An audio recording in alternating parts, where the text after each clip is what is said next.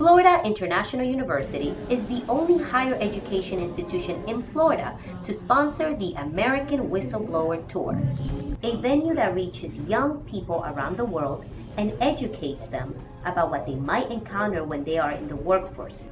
Recently, Edward Snowden, a private contractor for the NSA, the National Security Agency, rocked the world by blowing the whistle and disclosing documents on the government's espionage programs on world leaders as well as on American citizens. We're here at the Florida International University for the Whistleblower American Tour that will take place today. Today we'll have the opportunity to speak with former whistleblowers Jesselyn Radack, Thomas Drake, and the president of the Government Accountability Program, Louis Clark, who will explain to us the importance of this program and what we as civilians need to know and how to become informed. Attending the event, journalism and law students had the opportunity to learn firsthand on the merits and consequences of denouncing wrongdoings. Attorney Jesselyn Radack, the current legal counsel for Edward Snowden, explains the repercussions of being a whistleblower. When I blew the whistle on prosecutorial misconduct at the Justice Department, I ended up being put under criminal investigation. I was never told for what. I was referred to the state bars in which I'm licensed as an attorney, and I was put on the no-fly list.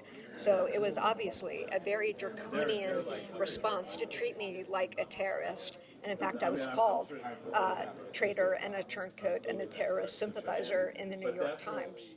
Valerie Plame recently said that 80% of intel and security is contracted, privatized. Do you think that is the right of corporations to appoint those positions, or isn't that the government's? Well, it is the job of the government. What's considered what are called inherently governmental functions have been essentially outsourced en masse to contractors. I mean, it's really been reversed. You're now seeing basically where we've sold out national security to private contractors who have a huge profit motive. It's a revenue stream and it's guaranteed.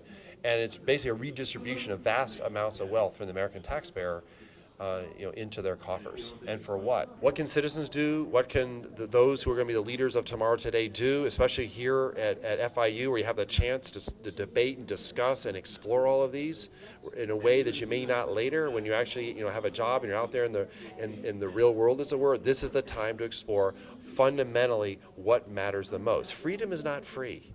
It's not just a default. It's not just given to us. We have to take care of it. We actually have to preserve, protect, and defend it. What we find over time is that people like Daniel Ellsberg, who was also excoriated back under the Nixon administration, was called a traitor, Espionage Act charges filed against him, and he's now a national hero. If you want the truth, you should seek it out for yourself. That's what they're afraid of. You.